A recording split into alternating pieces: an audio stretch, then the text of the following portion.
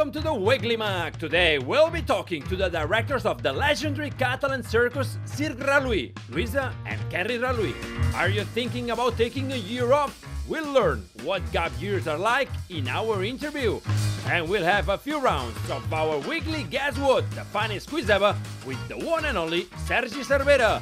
This is the Weekly Mag, your TV show in English, hosted by Marcela Topor. Hello and welcome to another episode of the Weekly Mag, packed with treats to help you keep up your English. And some of these surprises come in the shape of words and facts. So let's say hello to our today's panelists, Matthew Tree, Mario Serra and Hi. Humberto Gonzalez. Hello, Hello. how are you? Okay. Okay, just okay? Just okay? Yeah, just okay. Okay, it's okay.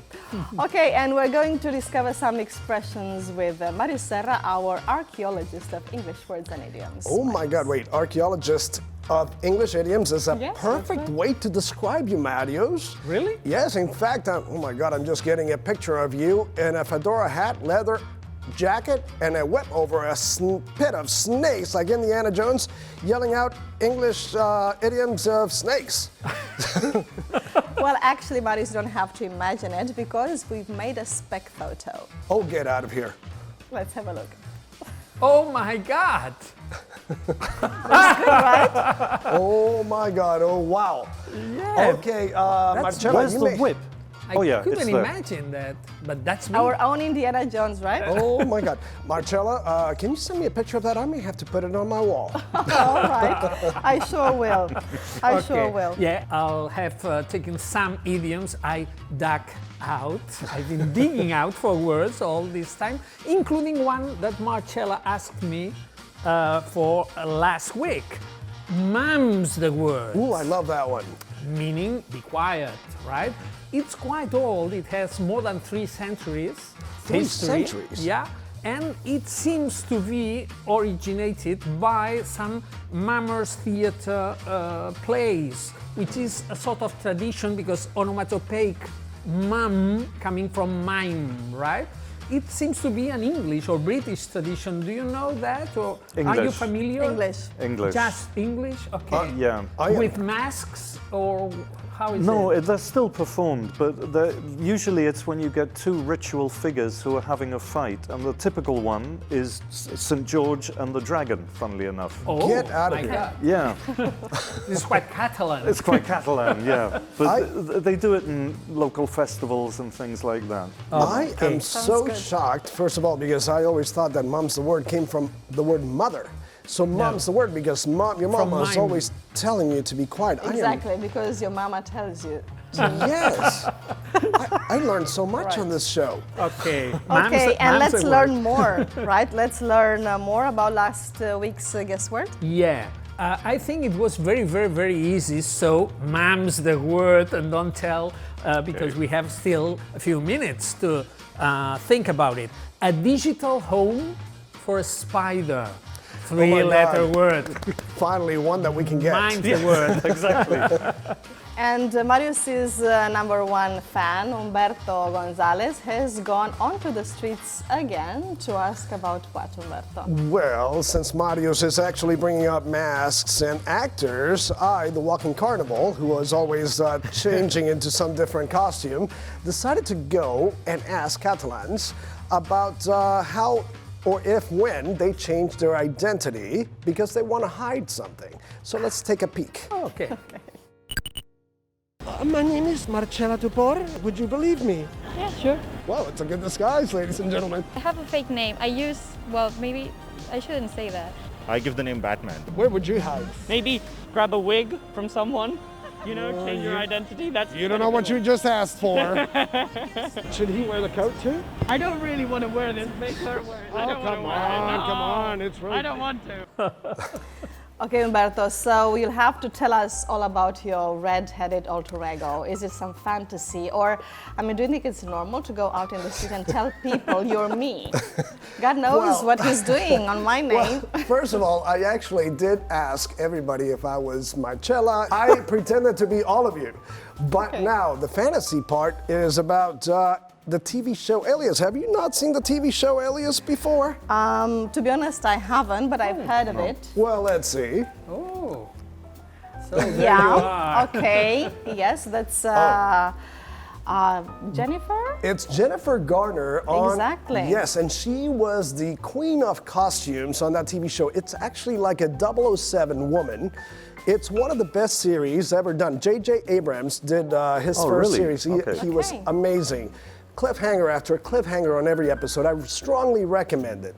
Strongly recommend Excellent. it. That's called So- Alias. Okay. Alias. Okay. So you pretended to be her in the street or something like Yes, that well, I as well. pretended to be y'all. But you know what? They all knew who you were. Really? Yes. Okay, I don't know what to say about that. Should I be happy or not? Anyway, let's not go there. I think y'all need to change your identities. Mom's the We'll be word. watching the That's the videos word. soon, and now let's start with Matthew, who is going to talk about another book about Catalonia seen by an English speaker from quite far away. Matthew. Yeah, in fact, the only book on Catalonia by someone from the Antipodes, in this case New Zealand. As the title shows, it's called a Kiwi on the Costa Brava. Kiwi, is exactly. slang for Yes. a New Zealander, popular slang for a New Zealander. And one of the things I liked about the book, which came out in 2010, but it's still available online. You can still get it online. Okay, so wait a minute. You're trying to tell me that even a Kiwi has actually written about Catalonia. I mean, every time I turn around, somebody else from the world has written something about Catalonia. And how is it that how did he find the history and the culture of Catalonia? Was he baffled? It's amazing. He comes from 12,000 miles away. He was only here for a few years. He spoke Spanish already because he'd been living in Navarre, and then he learned Catalan very quickly. And on top of that, the book is full of all this social, linguistic, political, economic information about Catalonia, but it's explained in a very light way. It's very entertaining. It's never boring. And also he explains like these weird or strange or odd things about Catalonia that all us foreigners find when we come here for the first time. I'm curious about that. Can you give an example of that? Yeah, sure. Like one example, he is the only writer on Catalonia in English who has pointed out that the name of Barcelona's principal airport, El Prat, actually means a fool or an idiot in Wait. English. A prat is Wait, a fool or an idiot. With P or B? Yes, exactly. With a P, With a with a P, P. not With a a- brat, a prat. Okay, is Pratt an British word for British Okay, word. because we In say America, brat Brat with B. with a B. Do you say brat with a B or at all? No, you do, but a brat means a horrible little child. Yes, exactly. Oh, yeah. Okay. But a prat Right. means a fool or an idiot. So it's exactly as if when you're landing in Barcelona, it's exactly as if instead of going to You Heathrow, you're going to Gilipollas International Airport. I mean, that's what, the only thing that El Prat has going for it as a name is that it's a lot easier than the official name, which is Aeroport Josep Tarradellas, yeah. which is absolutely impossible for English-speaking people to pronounce. Well, Madrid is Mat. Exactly. There you go. MAD, Yeah, so- yeah, you got Mad. mad or the Prat. Wait, Matt with a T or a D? With D, but that's just the abbreviation. Oh, yeah, Not yeah. Barajas, Okay. not the official name. Okay, anyway, that's just a trivial detail, Matthew. Anything Well, you know. else? More serious. Okay, something serious. a bit more serious. Thank you, Marcella, for that. I'll be coming back on the show. Something more serious. There is a phenomenon which a lot of us, English speakers and other foreigners living in Catalonia, have found, which is the anti-Catalan foreign resident. And this guy actually describes a whole typical episode. He takes one example, which is an Irish bar owner in Sant Antoni de Calonge, which is where Jonathan Stark, the author of the book, lives. And I've got a quote here from him. He says, this bar owner, so he owns a bar, he serves a clientele in Catalonia, and he says, the only thing I don't like here, and pardon my French, is the fucking nationalism. And what he means by nationalism is Catalans who speak to him, the foreigner, in Catalan. And then a Catalan friend of Jonathan Stark says, "It pisses me off when foreigners complain about Catalans speaking Catalan in their own country." Now this is a situation I've seen again and again. Maybe they should speak Chinese or... Yeah, exactly. I mean, what are they supposed to speak? Yeah. And it's a situation that I remember in the 80s and 90s, and even now, it still irritates me a lot when I see this kind of pig-headed attitude. To me as well, and it's very irritating because if I were to speak French, Italian, or any other language, they would not complain. But I speak Catalan and they complain. Exactly. Even if you spoke English, they wouldn't complain. Exactly. I mean, there wouldn't be any... That's too bad. But the nice thing about it, that in the book, the author just reports the situation. He doesn't take sides, but he makes it very clear that he's been an observer of this particular situation. Yeah. Okay, right. Is So, there anything special that means that he's a New Zealander? I mean, a special point of view that you can say this is from a Kiwi? Well, he makes certain comparisons. For example, he sees a correfoc in Sant Antoni de Calonge, and his first reaction is, "We would never allow this in New Zealand." And then he shows it for the first time to a New Zealand friend who's visiting, and the New Zealand's friend attitude is, and I quote, I've got the quote here somewhere, "This is fucking mad." And that was, they couldn't believe that what a correfoc was. I am going to go back to the correfoc, but before I go back to the correfoc, I still have a question about this other guy. Where is this bar, and when can I go speak Catalan at the bar? Is one question. And also, does this Jonathan Stotts actually only speak about La Cosa Brava, or does he speak about other things as well? Okay, to answer your first question first, it's the only Irish bar in Sant Antoni de Calonge, so that should be quite easy to find. It's not a very So it big still place. exists. It still exists. Amazingly, it still exists, yes. Hi.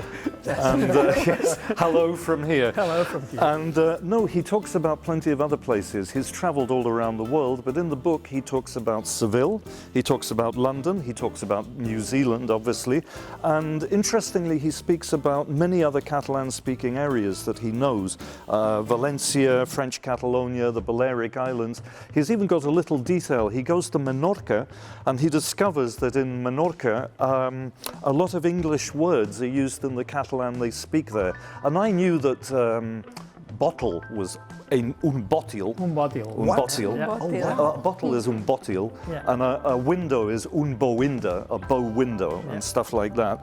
But I didn't know that they used choc to say chalk, which is guix normally in Catalan.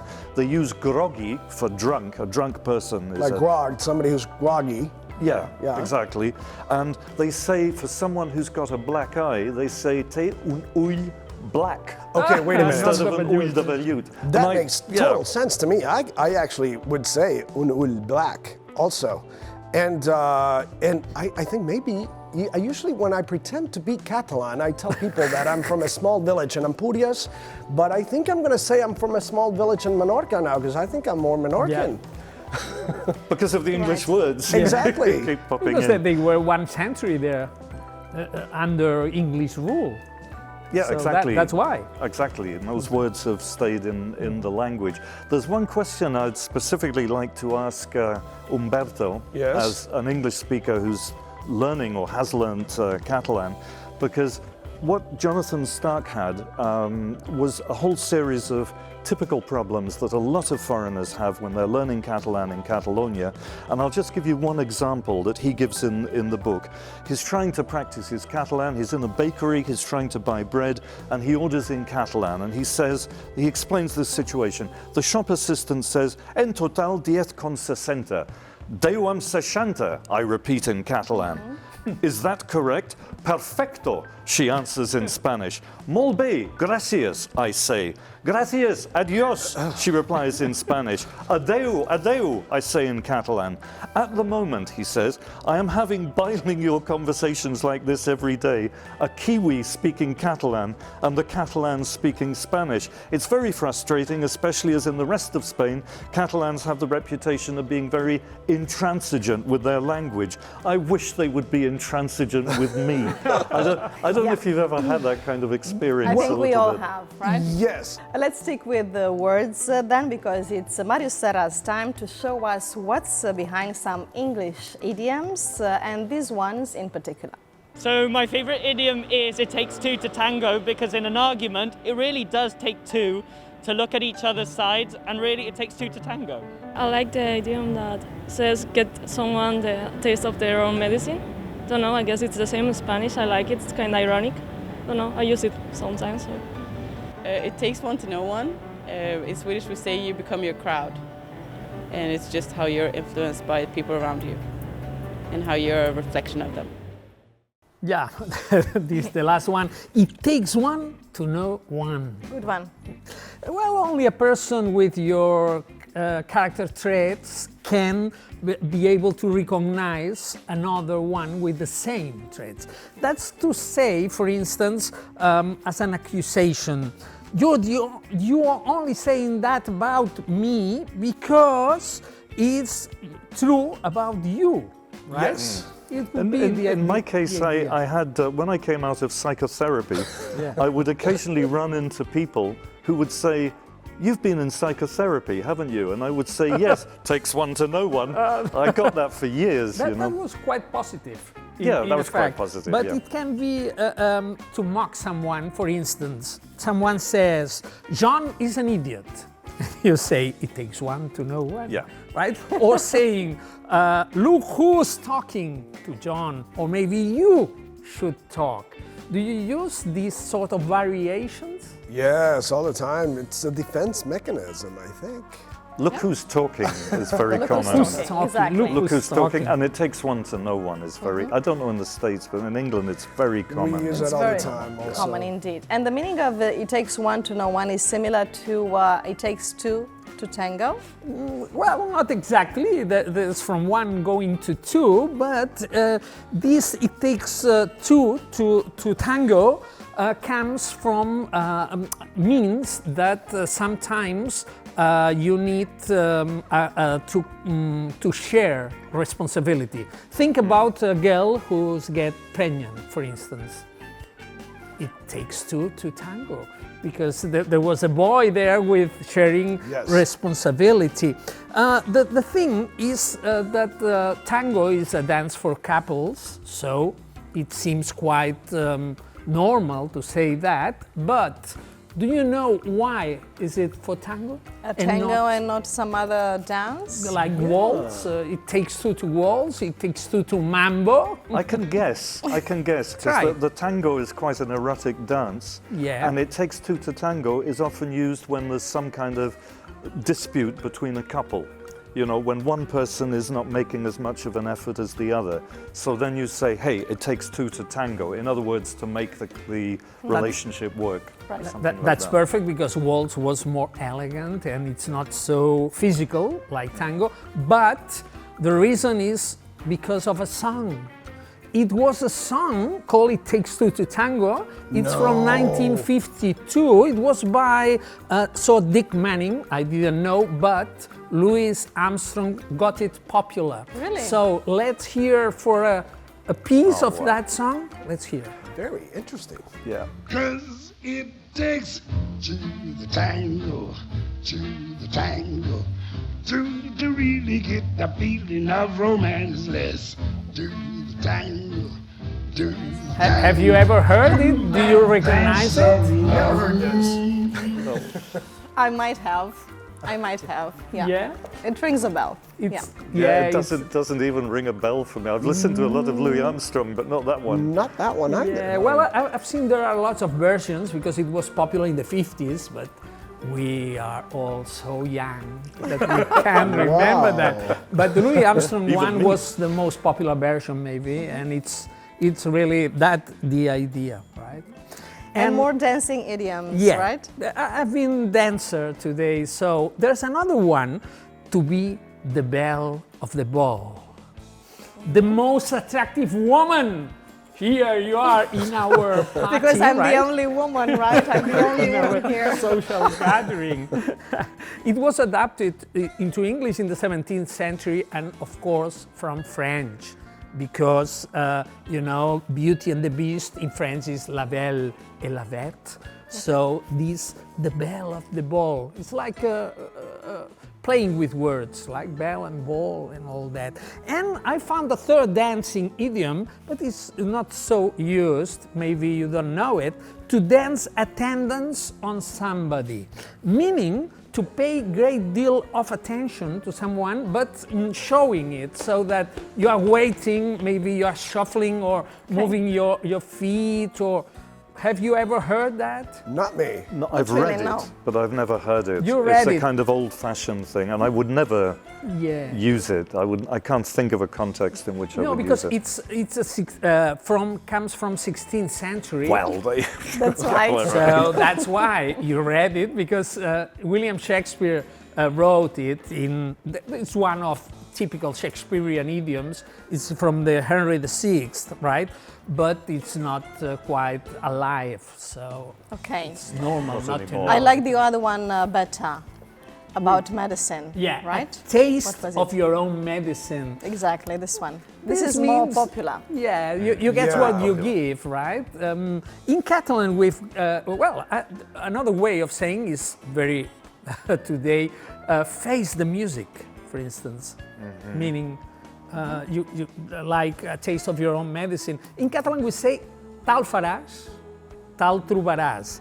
As we said last week, we mentioned for another English idiom that was more maybe biblical, as you sow, so shall you reap. Yeah. Right? But I think a taste of your own medicine is quite more popular. I found another one, which was, because a taste of your own medicine is very ancient, it comes from Aesop's fables, but a more contemporary one was physician, heal thyself, meaning you must attend to your own faults instead of pointing out the faults of others, like some doctors, some physicians who can heal everybody but do not attend to their own health. Again, I've read it. Journalists use it sometimes in certain contexts. Physician, heal thyself. And do you use physician instead of doctor, or is exactly the same? In the UK, we never say physician. Never. Never. And in the United States, for idioms, we never say physician. Also, it's always doctor. And who says physician then? But not in America. I always thought a physician was a synonym for a doctor. Yes, but not in idioms. In idioms, we say doctor's orders. or Not in yeah, idioms. Not No, in no. just in a normal In the normal sentence, right? use. Or in a normal sentence, yes, we use physician, but Do you So say you talk I'm going about- to the doctors or I'm going to see a physician? I'm going to the doctors or I'm going to see the doctor. You don't still use I'm going to see the Okay, so physician. it's less used, right? Exactly. Okay. Maybe it's more sophisticated or more technical physician. Yeah, might be. Yeah. Anyway, it's time for our Doctor of Catalan Minds, if I may put it like that. Humberto Gonzalez has done his research about when Catalans prefer to be anonymous. Research carried out with a red wig. Yes, because you know that anytime you put on a red wig, people will know that you have something to say and that you are coming. So, Right. I'm afraid to watch this video. I don't know about you, but let's check it out. Yeah. Hello everyone, my name is Monse and I will be standing in for Humberto today. And of course, you know, Humberto, he had me look like this so I could ask people if they ever changed their identity. Do you wear sunglasses because you don't want to be recognized? Do you maybe change your name? Or maybe you're just Humberto. I've been on my own for long enough. Maybe you can show me how to love. Maybe. Do you ever change your identity and tell somebody else a different name? Sometimes maybe in party. When I get a walk or I go to a Starbucks or something, I give the name Batman. And then I do this thing like, shh, don't tell anyone. What else do you fake? Just that for now.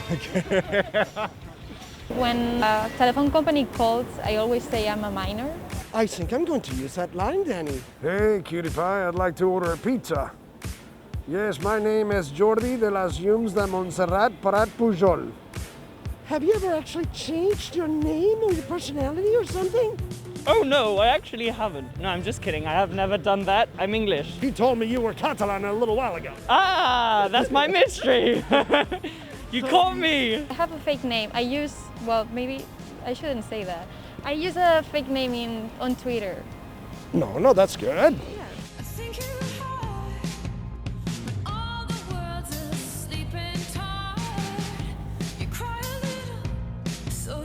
Where would you hide? I think I would try and hide in like huge big crowds and then change my clothes like a spy does.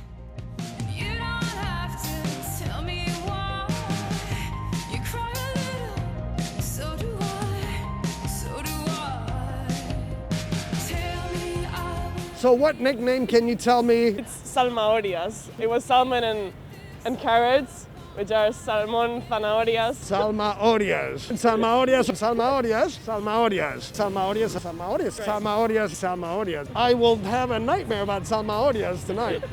My name is Vishal. Bashil? Vishal. Bashal. Vishal, yeah. Vishal. That's why I go with Batman. Yeah, Vishal. What's your name, though? Umberto, but every time that I actually said Umberto, they always call me Roberto, Alberto, but never Umberto. Excuse me, I just want to know if you know who I am. It's just a poll. Have you heard of me? I'm Matthew Tree. Matthew Tree? Really? No Is he way. so famous in Sweden, man? Oh, Matthew Tree. Do I look like a stripper? Maybe.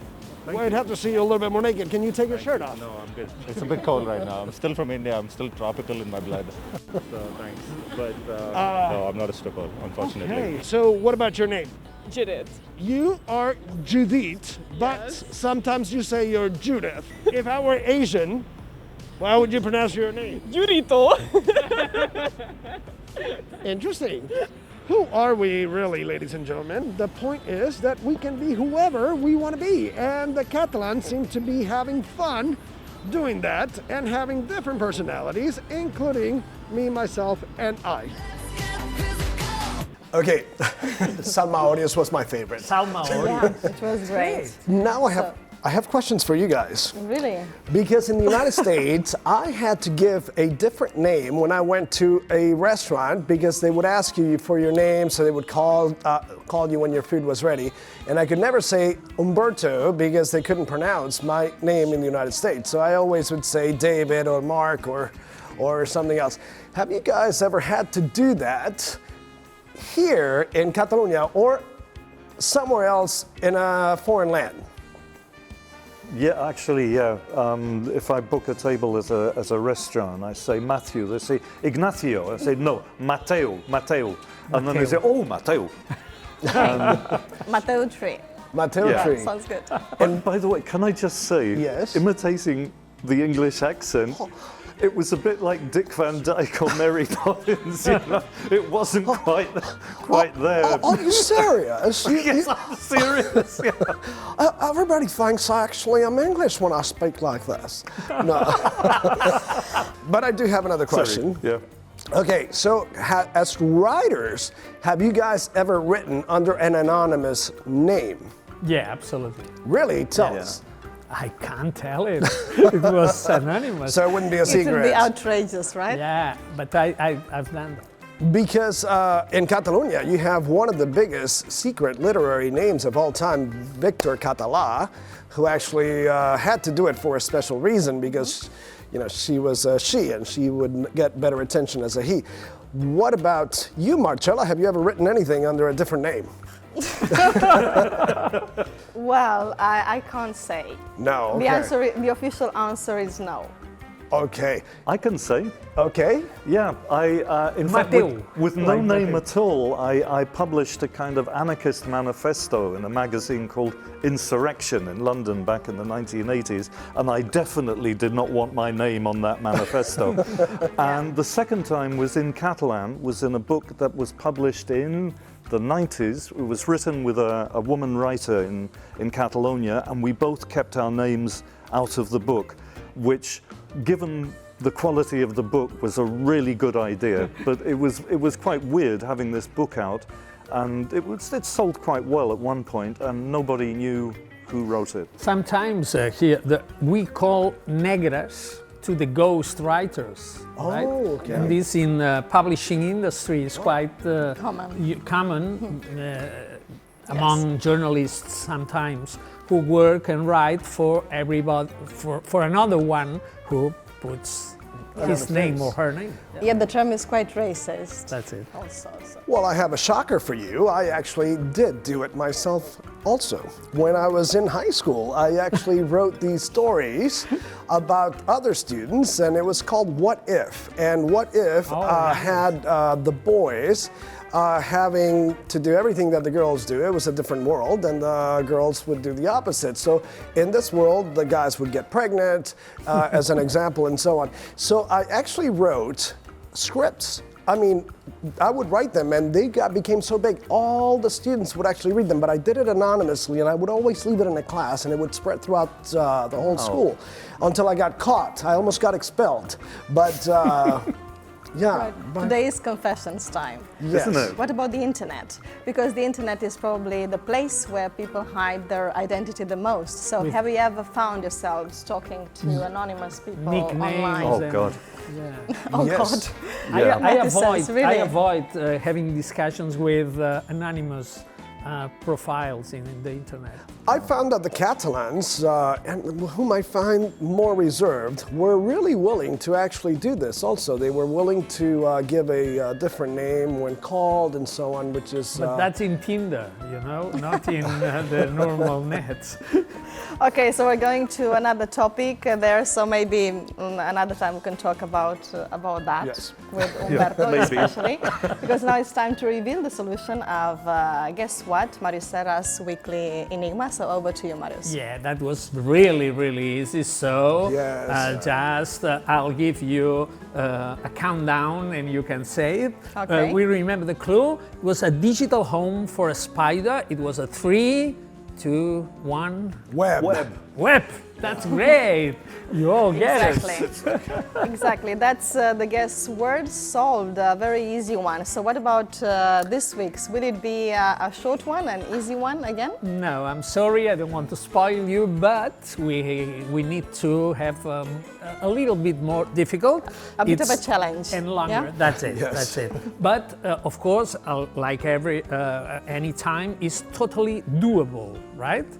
It is a believer in the most British infusion. 7 letters.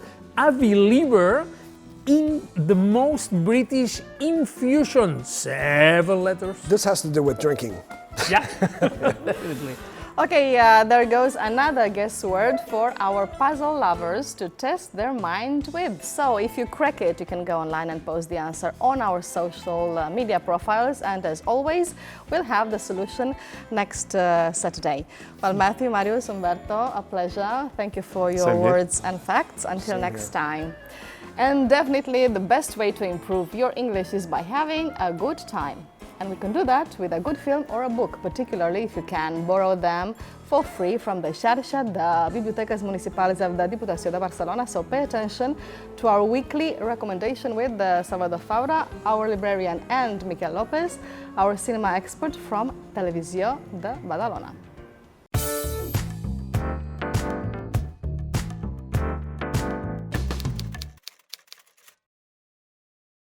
Gone with the Wind is a marvelous American story written by Margaret Mitchell. When you read it, you think you are surrounded by cotton fields and you can almost smell the magnolia trees. You imagine yourself being helped by a lot of people who love you and would do everything for you. You imagine your friends as being handsome boys doing everything for beauty, and duty ladies preparing for the ball. It's actually the description of a paradise. The problem with this paradise is, how was it maintained? Have you ever thought of that?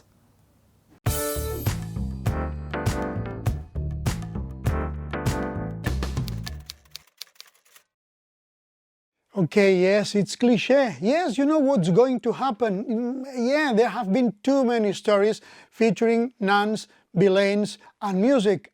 But the truth is that Sister Act is a delight, a guilty pleasure, so to speak.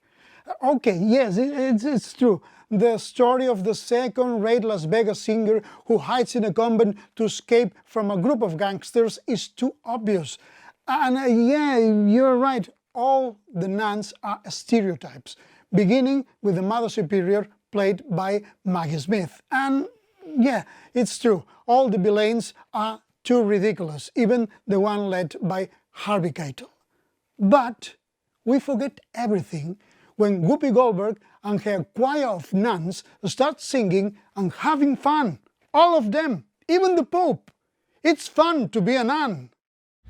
What would you do if you could take a year off? Wait, because it's easier than it seems. Don't miss today's conversation about taking a gap year.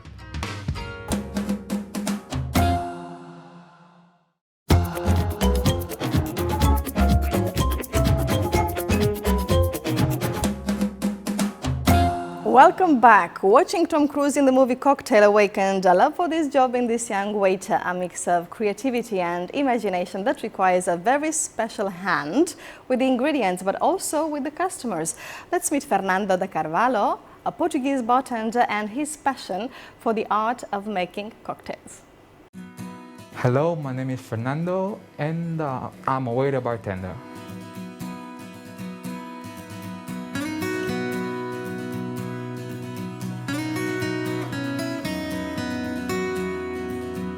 I've been living here for about 16 years. My parents, they work for an international enterprise. The enterprise was based in Spain, so that's why we decided to move from Lisbon to here.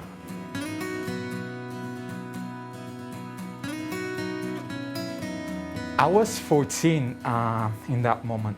They gave me to choose if I want to stay in Lisbon or come with them. And I have two little sisters, and I decided to come here.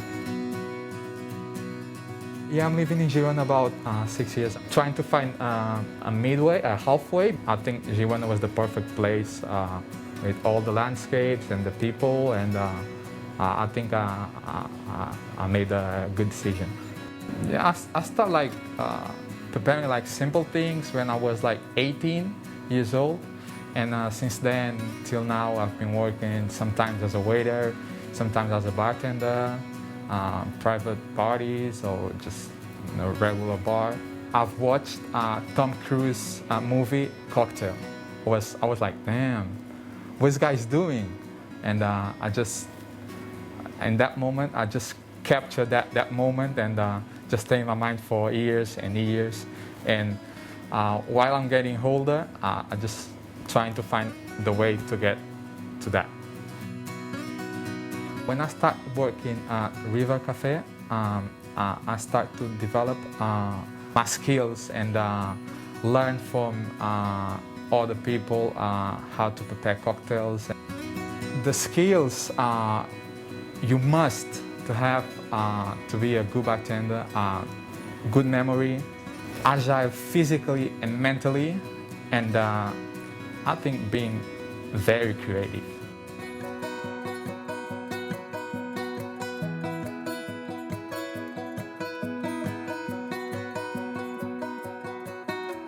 Being a waiter and a bartender, I mean, people come to have a full experience, and the full experience means that the person is behind the bar, interact with the customer, hear what he says, because sometimes you have problems, just left their problems outside of the bar. Sometimes you heard stories and you talk with them, you suggest them things, and they just enjoy. Finally, they just enjoy that connection they had with you and that moment.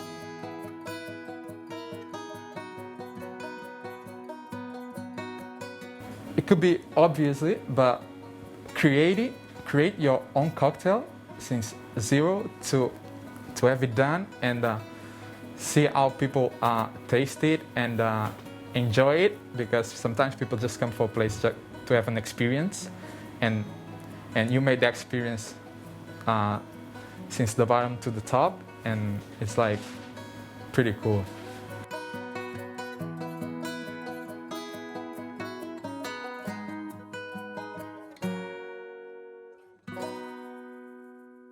taking a gap year or a sabbatical year came into fashion in the UK in the 70s and spread in so many other countries around the world.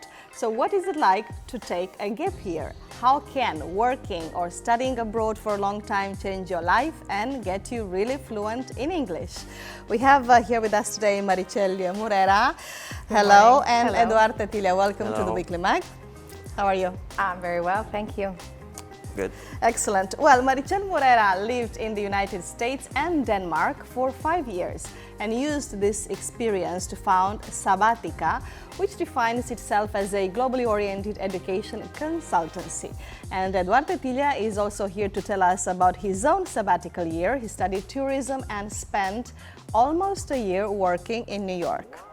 Well, let's start with the beginning. As we said before, a year away in another country, a gap year, a sabbatical year is a different experience. So how do you think that this experience can change somebody's life?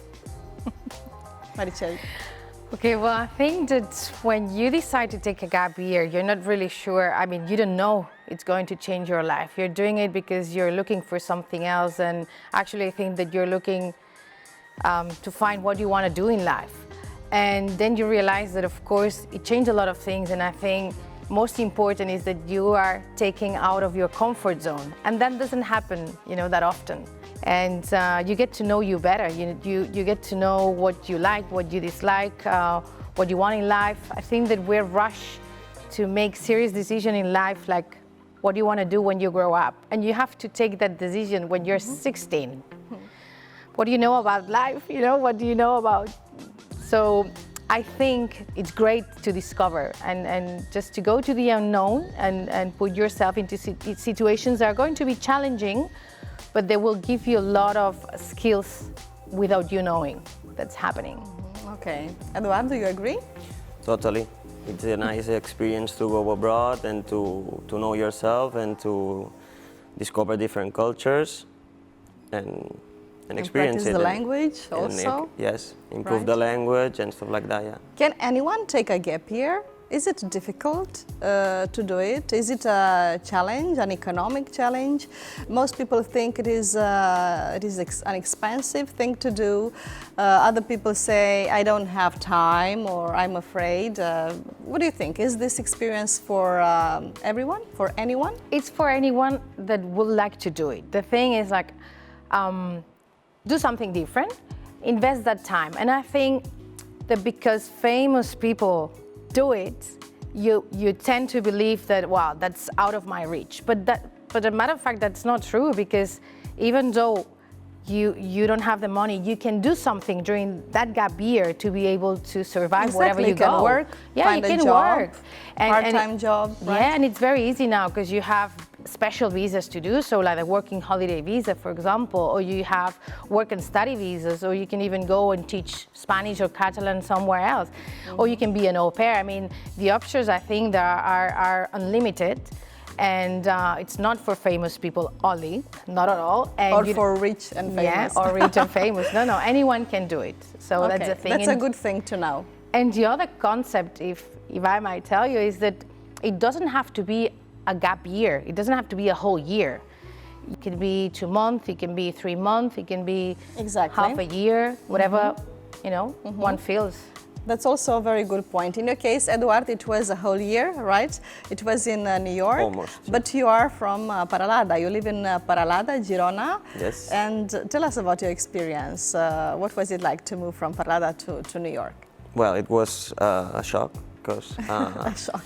Well, it was a shock because coming from a small town of 2,000 inhabitants, something like that, to New York, it was a shock, even though it wasn't my first time in New York. But I really like it. Like I like living new experience and, well, knowing new people and stuff like that. So you said you went to New York before because you have family, right? Mm-hmm. Yeah, because it was easier, to go somewhere else. Because I have the apartment, I didn't have to rent a room or an apartment because I was living with my aunt there. Okay, so it was easier for you to adapt. What was the best thing from this gap year in New York? The best thing or the best experience or something that Everything. Everything. Everything. It was amazing. I mean, from the beginning, since I didn't want to come back, so I think I'm telling you everything with that. Right. You didn't want to come back, but you eventually did. Yes, because I applied for the second semester of the university because I was in the third grade when I moved to New York. Right. I was on my third grade, so I still had to finish the last one. And I applied for the subjects already, and I had to come back. Did you work there while you stayed in New York? Yes. I contacted Eurostars, which is a hotel company from Spain. Okay, it was good. And I worked there. Well, it was nice because I spent there in New York like 10 months, more or less. And in the 5th month, we changed the company through Kreisline Hotels to another company. Because, well, I don't know what happened at all, but the management changed of the hotel. Right. So I had the opportunity to know how the difference of a Spanish company and American company, and that was nice too. That's a great thing. Yeah. In your case, Marichel, you founded Sabatica, your company, about 14 years ago. How and why did you decide to create it? Was it because you had a great experience of your own when you did your own gap year or years, to be more exact? Yeah, that's the thing that it was a truly amazing experience, and I took a second time a gap year that I thought it was going to be half a year or a year, and actually I spent 3 years in Denmark again. And I found that this is very common in the Northern European countries, and it was accessible for anyone wishing to do that. So my idea was like, wow, that's not that well known in our country. We don't have the culture, but hey, why not provide young people or young at heart the opportunity to do this, you know, and adapt to the Spanish culture, Catalan culture, and kind of offer this opportunity. And right. Yeah. So do you think it is more of a cultural thing, the fact that maybe here it wasn't back then that common to take a sabbatical year? Is it a budget thing? Is it a cultural thing? Is it lack of information? What do you think? I think it's a mix of a little bit of everything. Actually, I think if I look back 14 years, I remember that I had students or young people coming, you know, to our office and say, please, can you tell my parents that I really want to do this? Can you help me convince that I really need a gap year? I don't want to keep studying, you know. And nowadays, it's funny because now we have the parents that really believe and sees, you know, that this is, wow, actually this is a good idea, because we don't have to rush them to enroll him in a 4 years or 5 years degree. Okay. So now it's them who come to you. Yeah, now it's parents that usually say, hey, you know, I want my kid to live that experience. And apart from, you know, knowing other people, learning a new language, do you think it, you said it changes you, you get to know yourself better. In your case, Eduard, how did it change you, this sabbatical year in New York? Well, I think it teach me how to be more independent, how to deal with people from all over the world, with like different cultures, and how to enjoy my family from there, because I'm living here. So it was a really nice to enjoy the year with them, because I see them once a year or every 2 years, and I get to know them better as well. And okay. Well, do you think it is necessary to speak the language of the country where you go to spend the gap year, or it's not necessary at all? in New York is the worst example, because when I was at the hotel I work at, the general manager was actually from Dominican Republic, and the 80% of the staff were Latin people. So okay. I was so like, the language was Spanish, right? Yeah, most of the time we were speaking Spanish. Okay. So do you have cases where people decide to go on a sabbatical year without speaking the language of the country? Yeah, actually it's an opportunity to learn a foreign language, so why not? I mean, it depends what they want to do. If you want to do an internship as Eduard did, or if you want to I don't know, do a volunteer project, if you have a little bit of knowledge of that language, of course the process is going to be easier, but it's not necessary. Okay. You can take a gap year to explore new cultures and new Which are the languages. countries which are more common for people who decide to go on a sabbatical year? United States, English-speaking countries, or? Usually it's Anglo-speaking countries, because I will say 80% of people will use that to improve their English. Yeah, their English. Okay. But of course, it could be a backpacking trip to South America, or it could be, it could be anything you could imagine. So. And what does Sabatica? How does Sabatica help people who want to go on a sabbatical year? For example, Eduardo, in your case, how did Sabatica help you Okay, so to well, go to New York? I didn't know the process to get the visa. It was a madness. It must be very complicated depending on the countries. No, United States, it must be especially difficult, right? It is. I didn't know I have to like a sponsor have to represent me.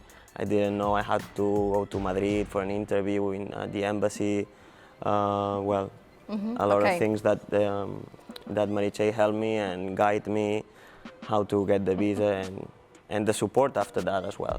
So Marichel, this is the main part of your job. Yeah, totally. The thing is, like with Eduard, was quite easy because he already had the hotel arranged and everything, and it was an internship for the university, so it was easy to arrange the papers. But of course, there are a lot of things, paperwork, not only that, but other people that have to pass the interview, and then they have to secure the place where they have to go, or they have no idea what they can do, So we have to interview them, look at the skills they are trying to develop, or what's the aim of the whole sabbatical year, because it could be anything, but they are the ones that does everything later on. I mean, you know.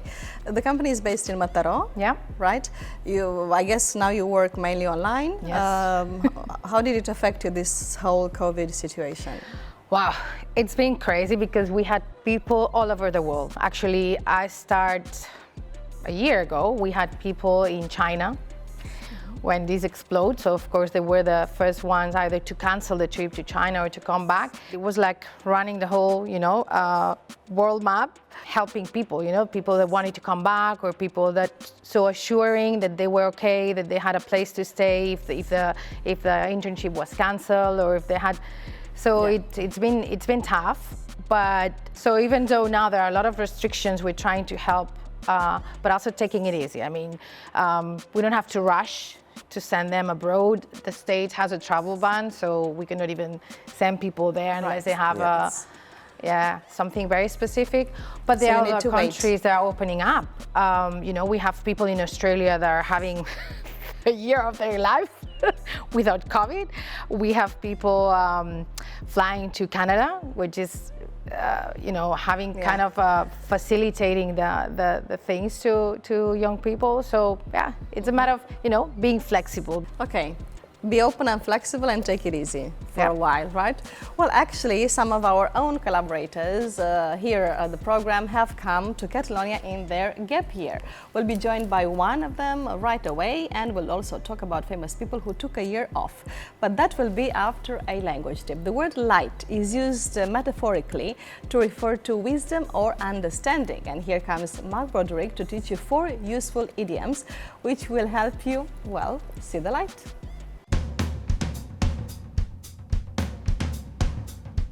Hi. So today I have some interesting idioms related with the word light in a way that you may not have seen or heard before. And in this way we're going to explain how light can mean an explanation of something or how something is understood. Okay? So the first idiom is to throw light on something. This would be to explain something with new information. All right? We could say that researchers have thrown light on how COVID-19 spreads fast as a virus, for example. Then we can say bring to light. This is when information has been revealed after an investigation. We could say that the journalist brought to light the scandal last week. The next one we have is if information comes to light, but we don't really want people to know where it came from. So new information came to light in the investigation. We don't really care where it came from, but we know that the information is there. Then the next one is to see the light of day. To see the light of day, an example of this would be Da Vinci designed a helicopter maybe 200 or 300 years ago, but the actual invention itself didn't see the light of day until recently. And be careful with the last one. The last one is the lights are on, but there's nobody home. Can you guess what it means? Of course, it means that somebody's not very intelligent. So if somebody says that to you, be careful.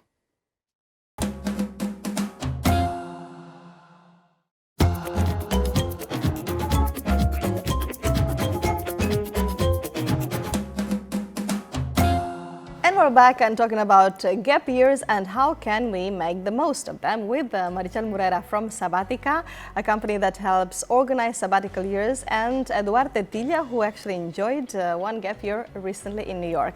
Now let's say hello to our contributor from Chicago, Adina Rose Levin. Hello, Adina. Hi. Nice to be back. Nice to see you again. Tell us, Adina, you actually came to Barcelona for a gap year yourself, or was it a sabbatical? How do you say, sabbatical or gap year? Well, whenever you say sabbatical, I always think of like when I was younger and my parents' friends who worked at the University of Chicago, they took maybe they were on sabbatical in Africa or in Europe. A gap year I would more associate with somebody like, you know, who's coming out of, isn't quite ready to go on to college or just finished high school or in the early to mid-career. Okay, so your gap year became a permanent stay in Barcelona, right? You became a resident. I hope so. Knock on wood. In Barcelona. Yeah, I came here on a gap year-ish sort of thing and then I stayed. But enough about me. I'm here to share stories about other people that you might have heard about who took a gap year. Right? Yes, yes.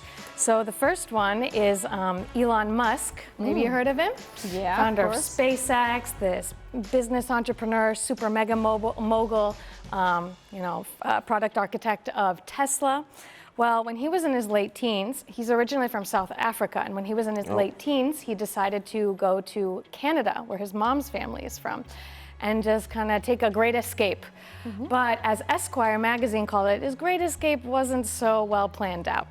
He spent that year working all sorts of odd jobs, like tending to vegetables, shoveling grain bins, and even cleaning the boiler room of a lumber mill.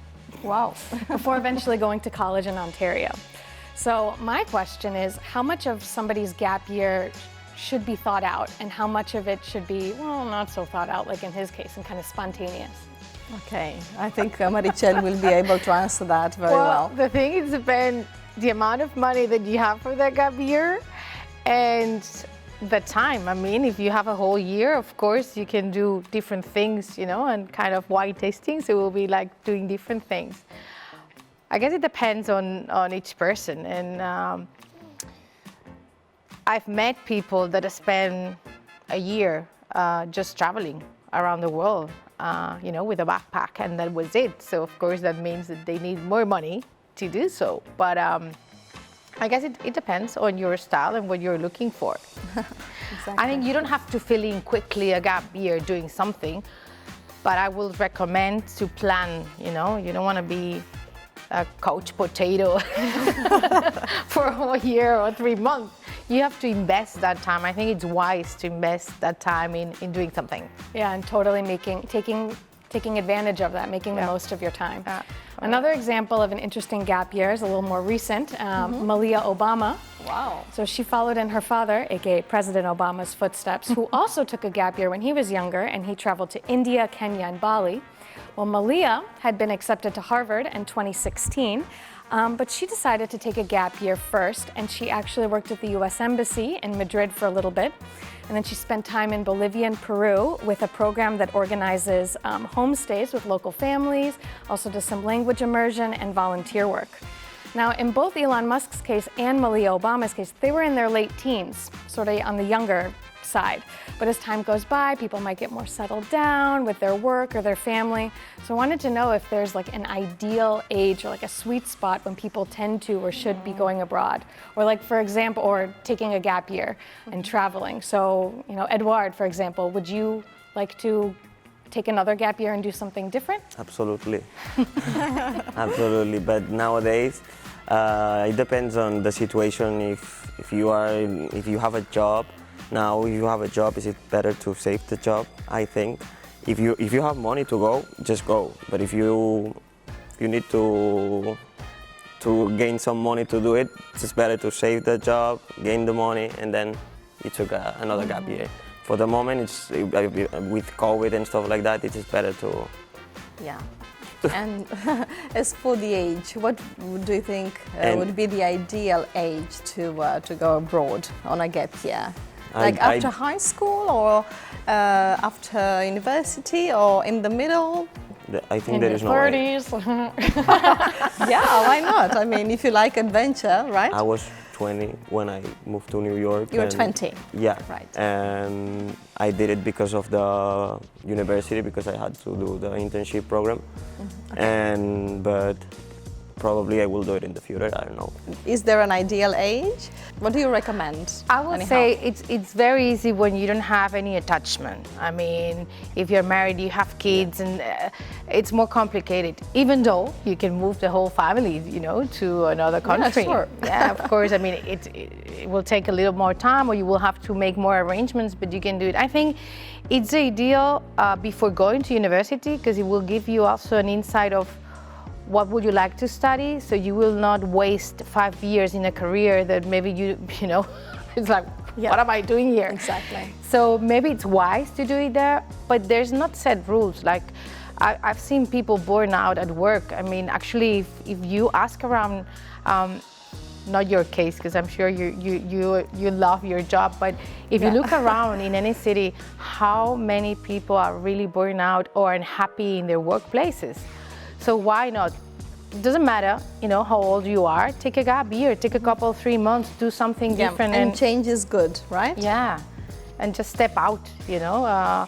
But you know, I'm thinking, wow, when my daughter turns 14 or 16, I'm going with her on a gap year.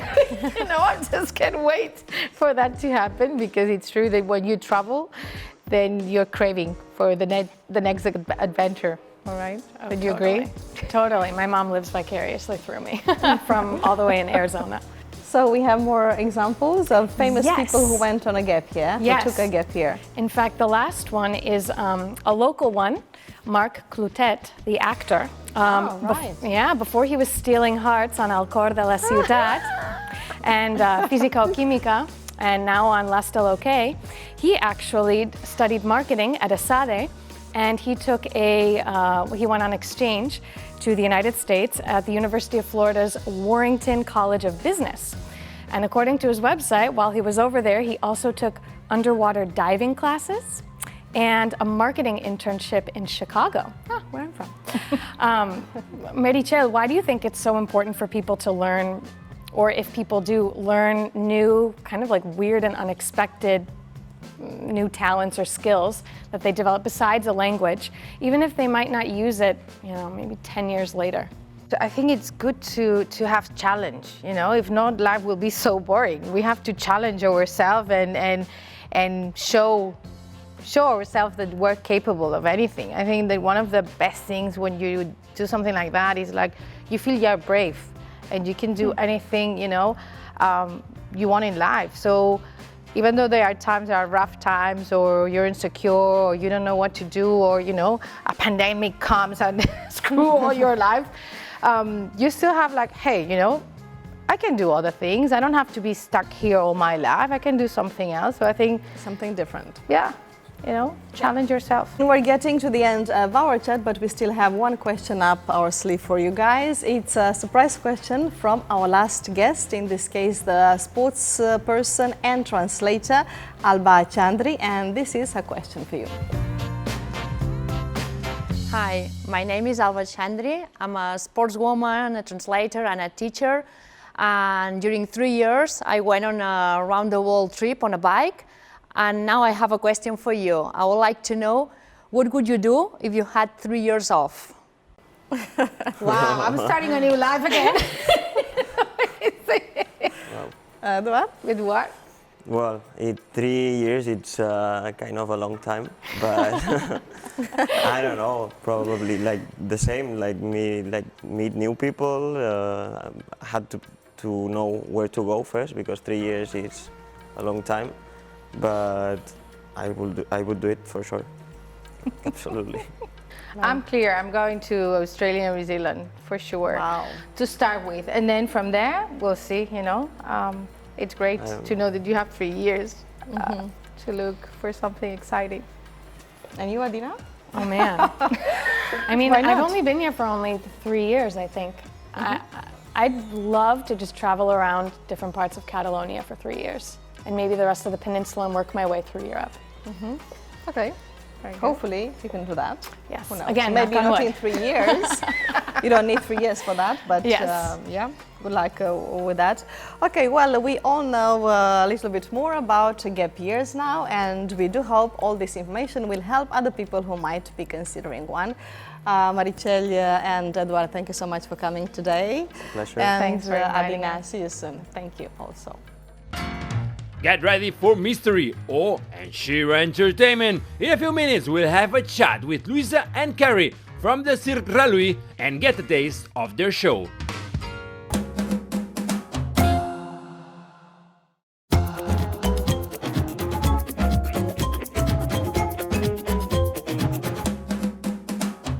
With more than 100 years of history, the Circ Raluy legacy continues to share its magic in each of the cities it visits.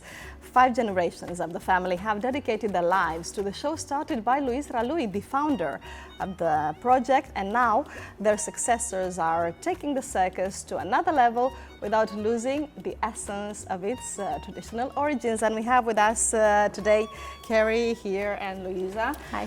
Thank you for coming. Welcome. Thank you.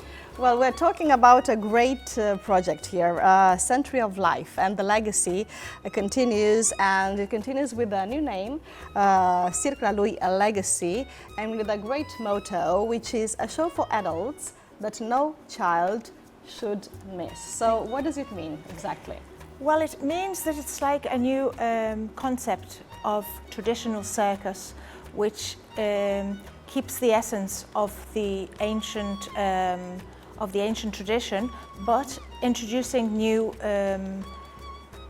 modern skills, modern technology, new humor, fresh humor for the people. So it's like a show that it's like in the 30s. In the 30s, the circus was like a show for grown-up people, and then with the passing of the years, it degenerated a bit, and it was like people introducing like comics and. You're talking about the last show, your latest show? No, not our latest show. The circus in general. In general. This is why we want to go back to the origins of the circus and make it a show for grown-ups, but also for kids. You know, it's not like you can take your child to the circus, but you can also have a good time, and you don't need a child. The whole family. Exactly, and you don't even need to have children to go to the circus. Yeah. Exactly, and shows also adapted to the 21st century. Totally. Right? Okay, so Luis Raluy Iglesias, your grandfather, was the first promoter of this fantasy. How you said that it evolved in time, right? But how exactly, and what is your part in this project? Well, we are the directors now, my sister and I. We are the 4th generation of our family. It all started with my grandfather, Luis Raluy Iglesias. Then he passed it on to my father and his other brothers. And my father passed it on to my sister and I. So, and we also have our kids, and like they're the 5th generation, and we like carry on with the legacy of our family, of the circus tradition. Okay. Kerry and Louisa, you are half English, actually. Yes. Tell us about this a little bit. Well, our mother's from Liverpool, and she wasn't from the circus, but when she was young, she decided to go on an adventure, and with a friend of hers. She went to Italy to learn how to dance and be a dancer in a circus, which was like something new for her, just to live a different experience. And in that circus, at the time, my dad was working there, and so they fell in love, and ever since they've been married for 50 years, over more than 50 years. And so ever since then, she came into the circus. Okay, you have two daughters, Kerry and Louisa, yourself as well. Tell us about your daily life as circus artists. What is it like, and how do you feel? How does it feel when you see your children perform on stage? Well, when we see our children perform, we are really proud mums, that's for sure. But the daily life, I think the only difference really between a circus life and a stable life is that we might open our door today and we're like in Barcelona, and next week we might open our door and we might be in Valencia, and next week we might open our door in Paris. You know, always on the road. Always on the road, always opening our door to our home in a different city in the world. But our daily basis, like now, my sister and I, we're really much more occupied basically, because we have to run the business, we have to organize, we also perform, we also housewives, so basically it's like we're running around all day, you know. It's like in the morning we do all women, right? Exactly, organize people, work, paperwork, banks, all that kind of work.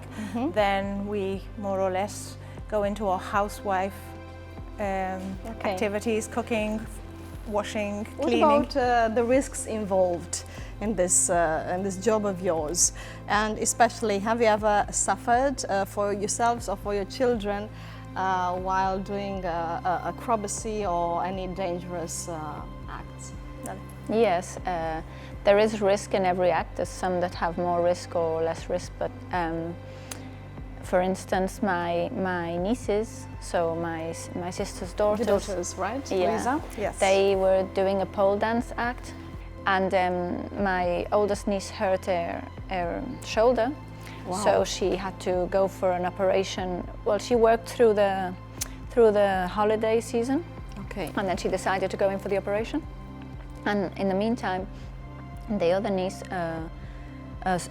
did the act on her own. And she fell and broke her ankle. Oh. So she was operated last...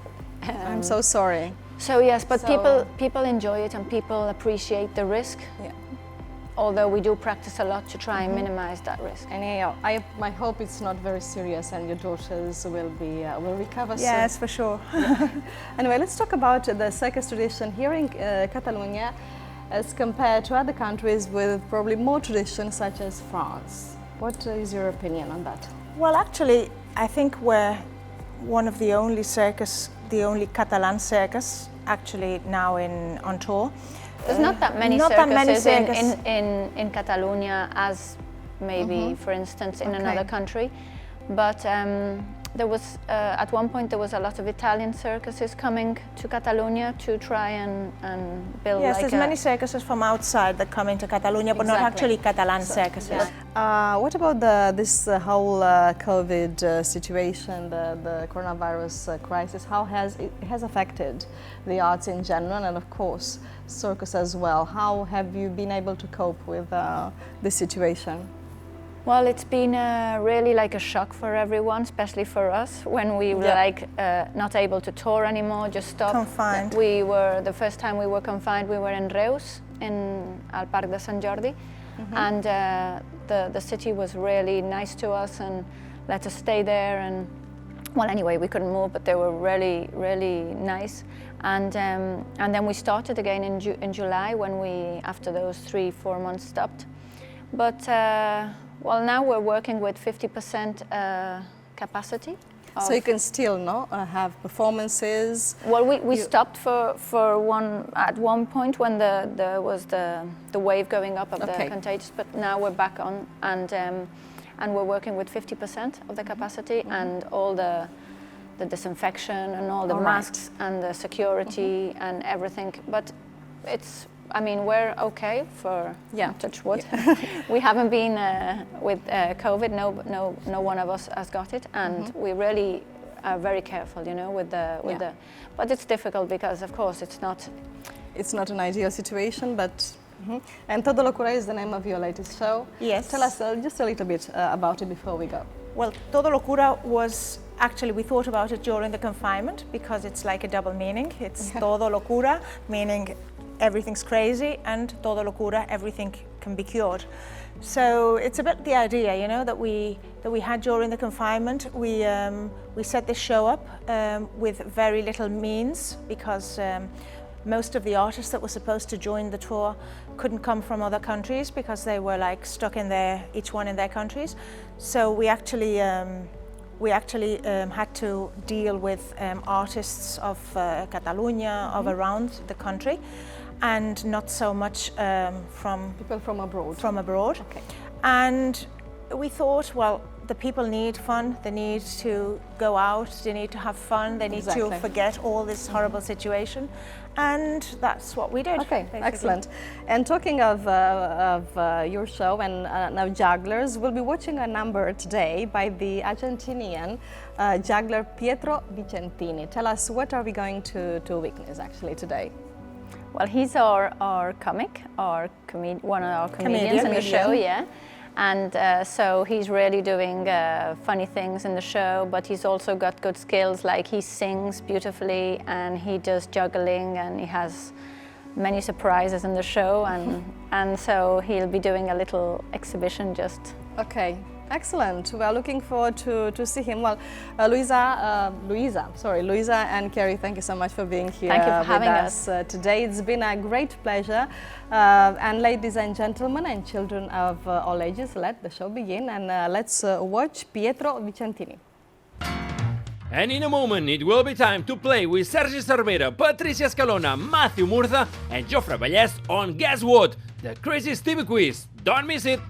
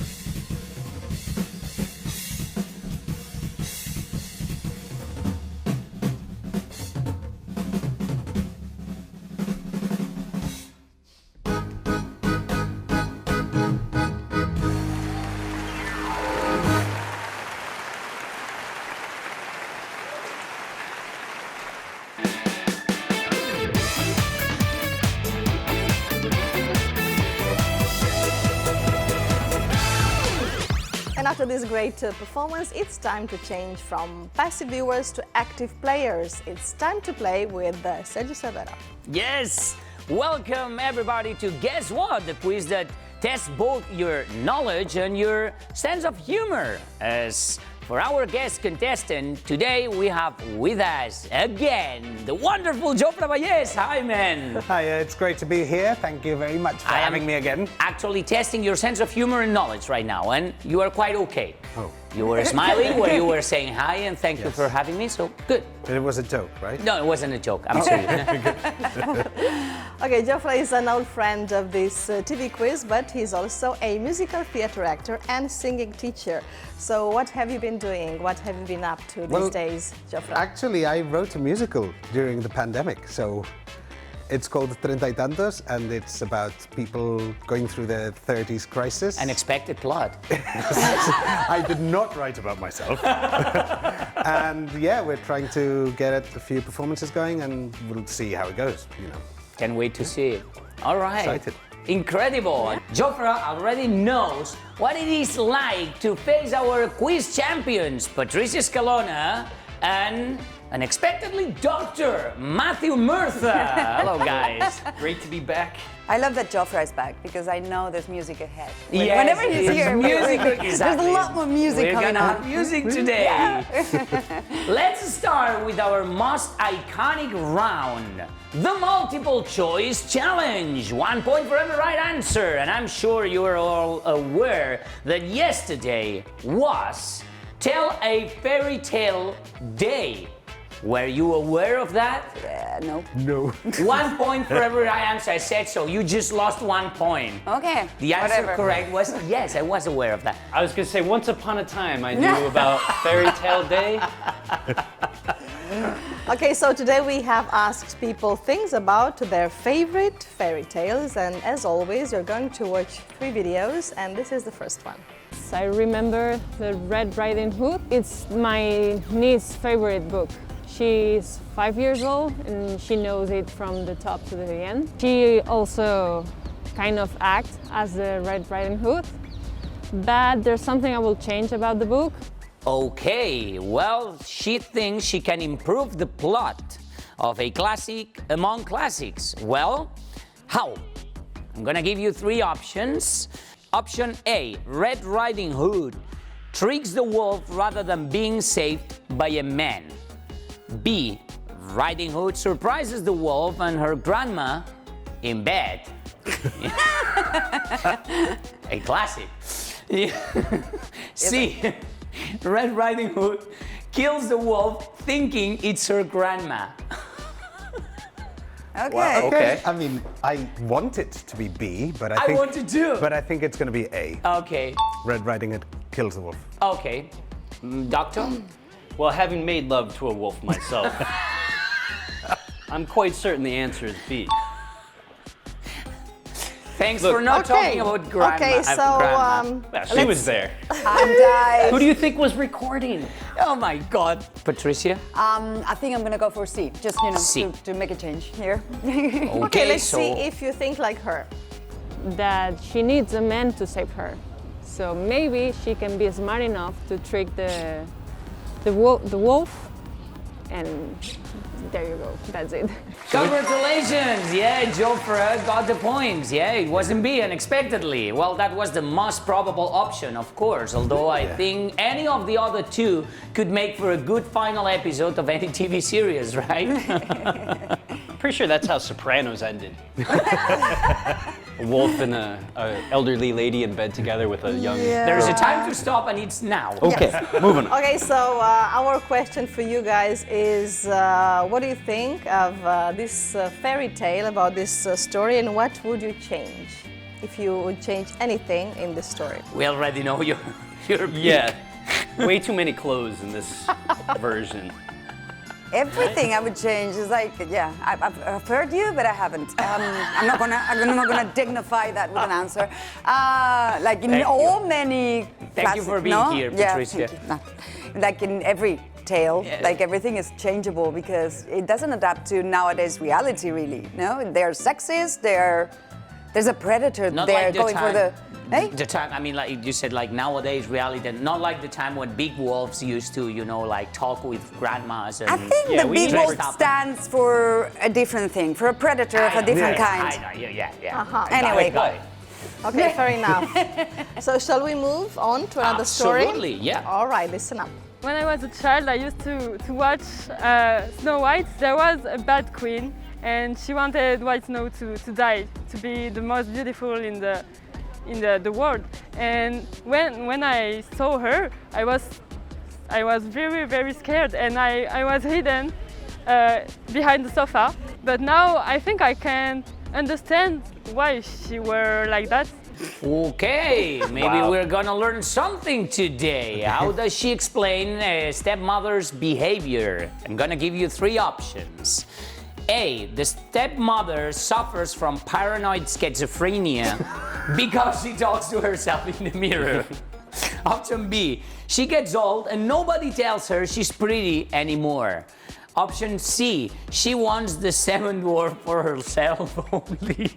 Okay. She wants the Somebody's already. Somebody's a little hot right in the script this week, huh? It's already Saturday, you know. Again, the pressure of society, the imposition of beauty. So yeah. Personally, I love the confidence of this woman, right? She knows that there's an evil stepmother that's gonna kill the most beautiful woman in the world, and this girl's like, oh, I gotta run. Like, yeah. If that was me, I'd be like, I am safe. I'm fine. safe. It's not talking about me. Just have a donut, man. You're fine. Yeah. You know, just. Okay, so I think go. nobody tells her she's beautiful anymore, which is like a whole different chapter of my thesis about I see you sexism and misogyny. I see you're happy and excited about the topic we are facing today, Patricia. That's B. That's B? That's B. B for Patricia. Okay. Just because I because it's enjoyed what it. she thinks. Just because I enjoyed it a lot, I'm going to go with A. She's paranoid, schizophrenic, talks to herself in the mirror. I mean, Matthew? Doctor? They're forcing me to choose C here. And I don't want to say what I'm thinking of it, so I'm going to say yes. I'm gonna say No, yes is not an option. Yes is not an option. Okay, It's A, B, or C. The answer is false. You have to but follow you the need rules to say for A, once. B, or C. So C. All right, C, it's yes in Spanish. Yes. Seven little hot dogs All are like right, a bouquet. So we've got ABC. So here's the explanation. Because maybe growing older, she was scared that no one remarks her or tell her she's beautiful. And Patricia. Again, yeah. A woke She knows. woman. Yes. Also A have to woke say- woman. Yeah.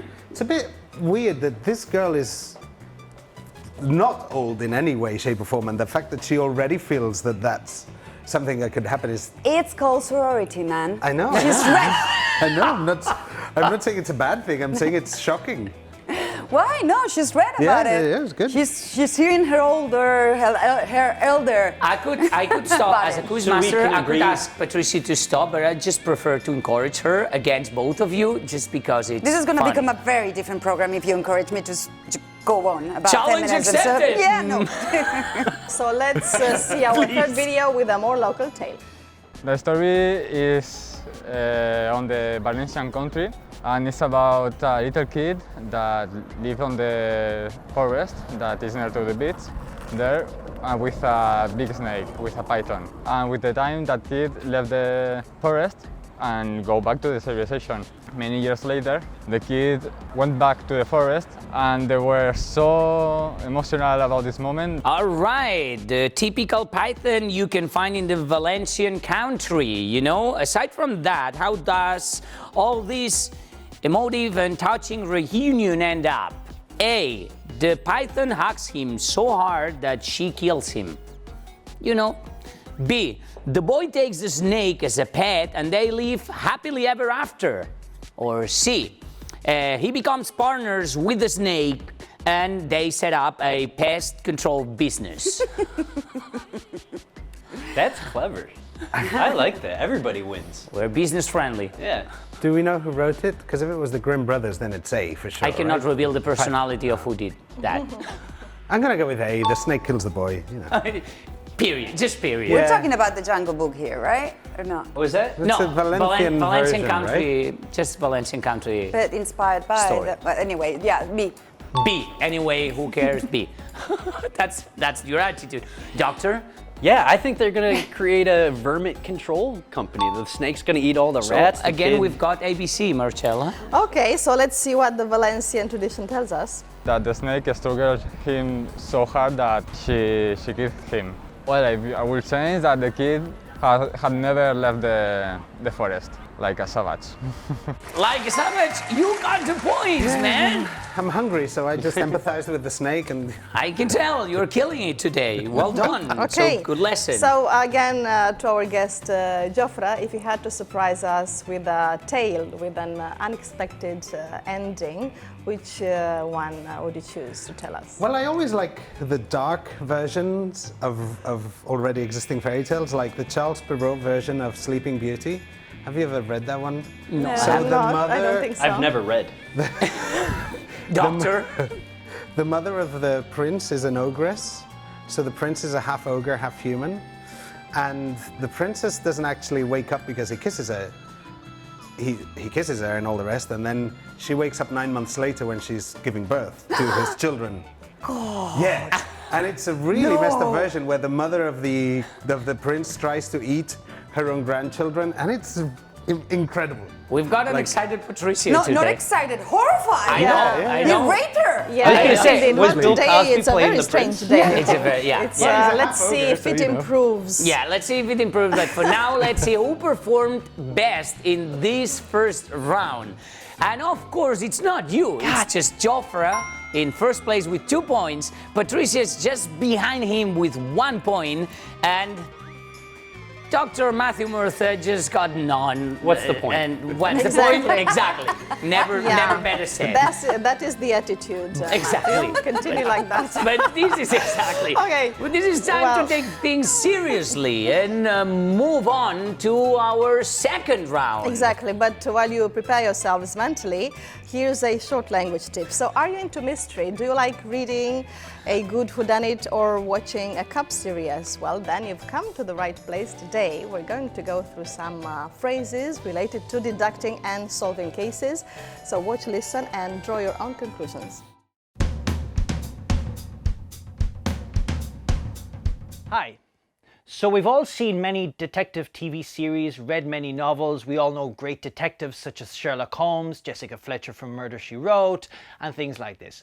And you can see where I'm going with this. We're going to teach you some expressions specifically to do with detective work. This may be useful or maybe not, but it's going to be a bit of fun. So, the setting is, you're in a mansion, you are the detective of course, and it's a posh party you've been invited to. Something happens all of a sudden, but you cannot put your finger on exactly what it is. And that means you cannot quite figure out what has happened. You cannot put your finger on it. Then, with a little bit more investigation, you begin to think about things and you have a hunch. And to have a hunch, of course, is to think about things and have this feeling, but without any facts yet. And you have a hunch that somebody in the house has been kidnapped. Ha-ha! You find out that the son of the owner of the mansion has been kidnapped. So what do? You set out to track them down.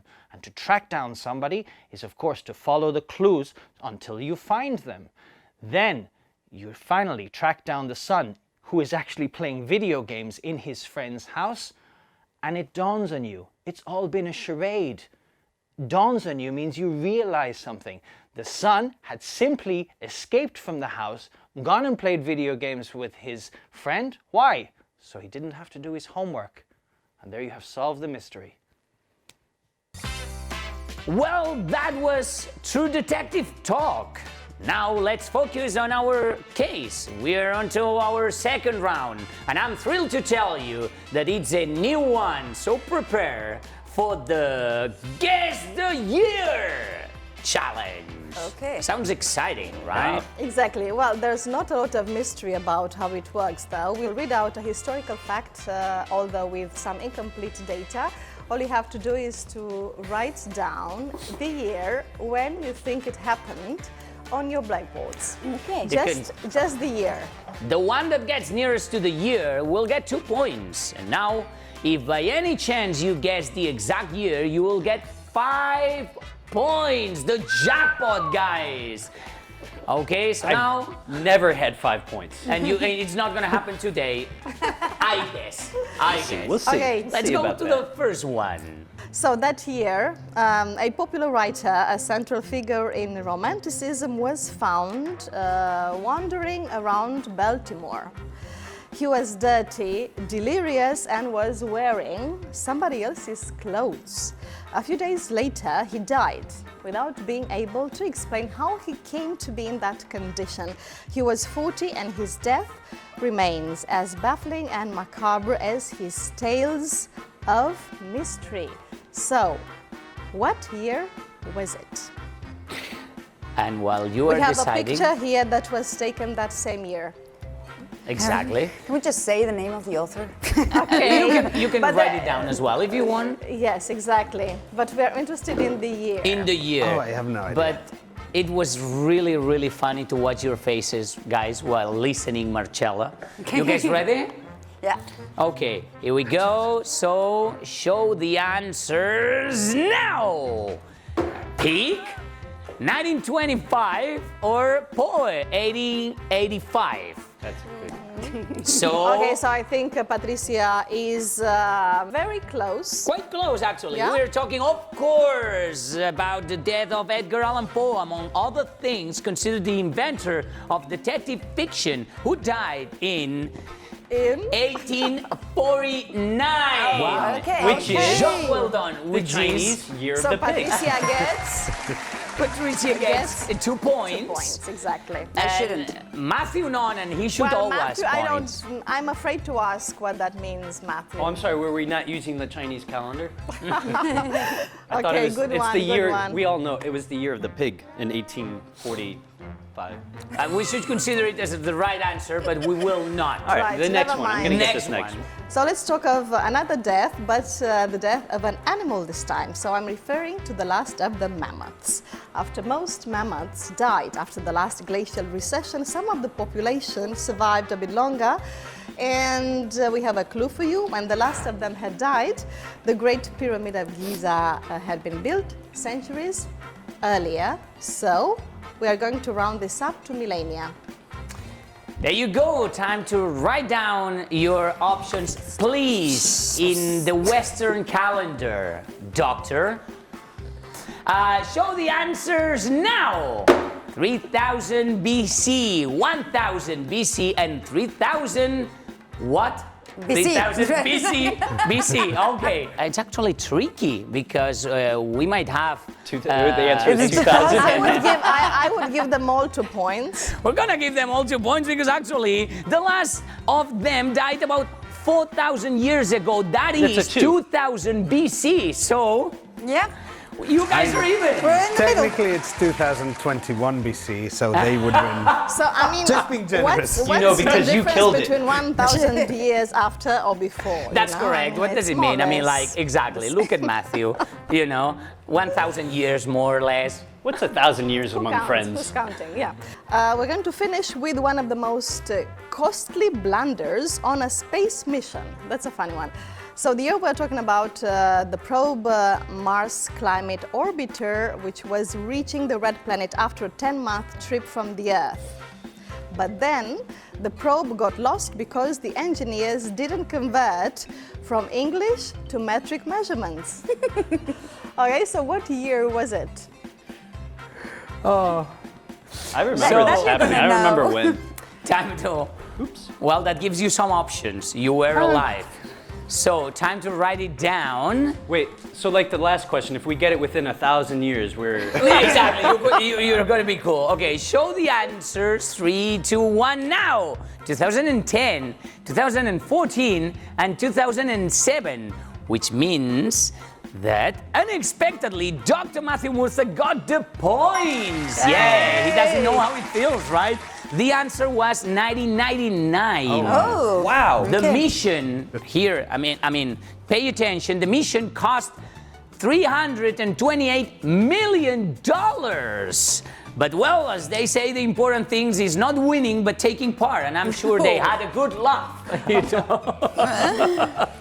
Okay, well, I'm sure you've never committed such a big blunder and costly blunder, but is there any mistake you made that you feel like you would like to share with us? Oh, God. I have a terrible story that I've been wondering whether I should share or not. You lost 300 million? No, I didn't, but I nearly cost the tour. Like, we were on tour doing Gulliver's Travels, and we were in South Korea. And we checked the calendar, the performance calendar, and we didn't have a show till Monday. So it was Friday, we decided to go out, we started drinking, and after 3 hours of copious drinking, we got a call from the tour manager saying, "Where are you? You're up in an hour." So we went to the theater, and it turned out we had to perform for the censors, like the people who were in charge of the people from the government deciding whether we were allowed to continue with the tour. And we proceeded to do the worst show that I've ever done. Like, we were drunk, falling over. At one point, one of the girls had to run off stage and throw up in a bucket. It was horrible. And just at the point where we thought, like, we might as well give up, it turned out they didn't speak any English, and they didn't even know what was going on, so they let us carry on. It was fine. Well, it's Happy not ending. That's a great story, right?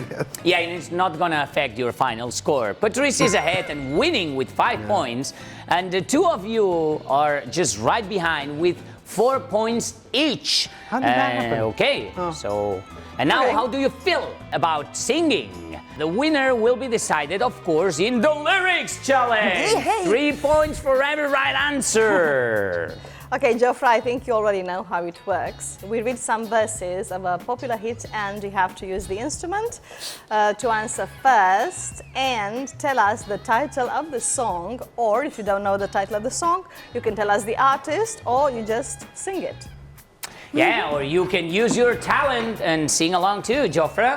But make sure you get it right, or instead of winning 3 points, you will lose them, and you cannot lose that many points.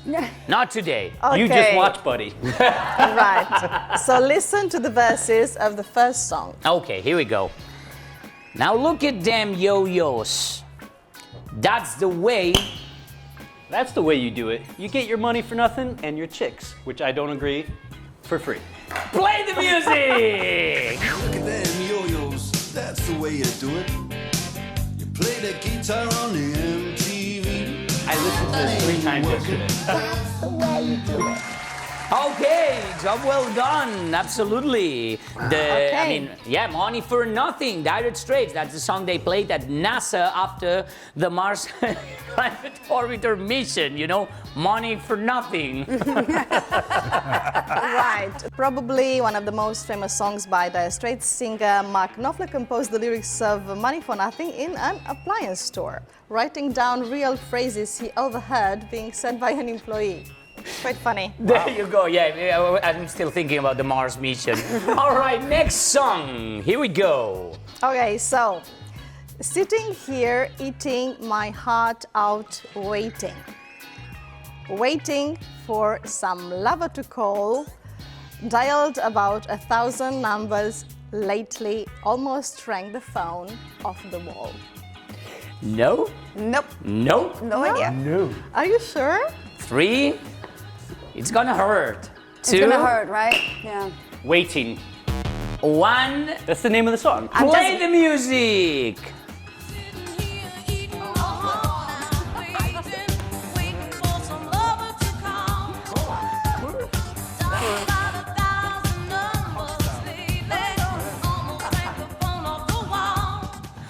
Of course, I told you it was going too hard. You all lost It's 3 also points. such an iconic scene from Full Monty, isn't it? Where they're all queuing. Yeah, we were and trying to dancing. inspire you, Geoffrey. Oh my God.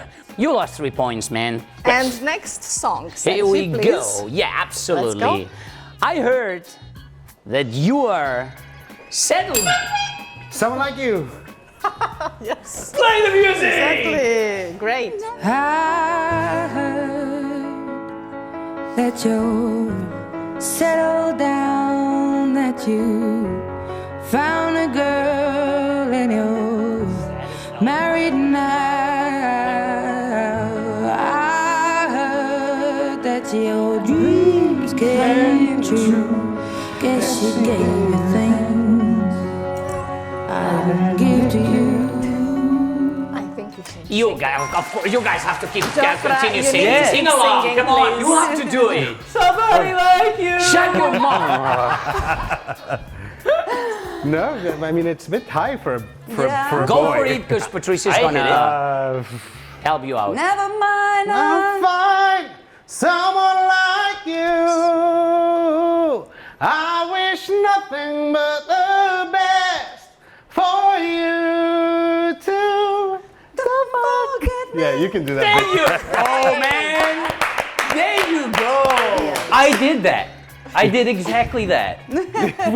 This was actually ventriloquism. He was singing. We need to move forward. Yeah, such a beautiful song. According to Adele herself, the song is about a breakup of her 18-month relationship with the man she thought she would marry. No. Yeah, I mean, sad she story. milked that breakup for 3 albums. That's the same one. She broke up like 3 times. Oh, really? Yeah, they were different Everybody men. handles it breaking up however they can, all right? Next song. Neutral talk. Yeah, exactly. Okay, so you can't miss this one. No. Hello, hello, hello. Mafio. Hello. Yeah, and? And? No, it doesn't. Okay. Goodbye. Goodbye. You yes. just lost. Exactly. Okay, so Goodbye. let me You say start hello, again. I say goodbye. Let me start again. Hello, hello, hello. How low? Hello, hello, hello. With the lights out, it's less dangerous. Here we are now. Entertain us. I feel stupid. Patricia. Here we are now. Entertain us. It's Nirvana. Sorry. Yes, it's Nirvana. Play Very the good. music. Here we go.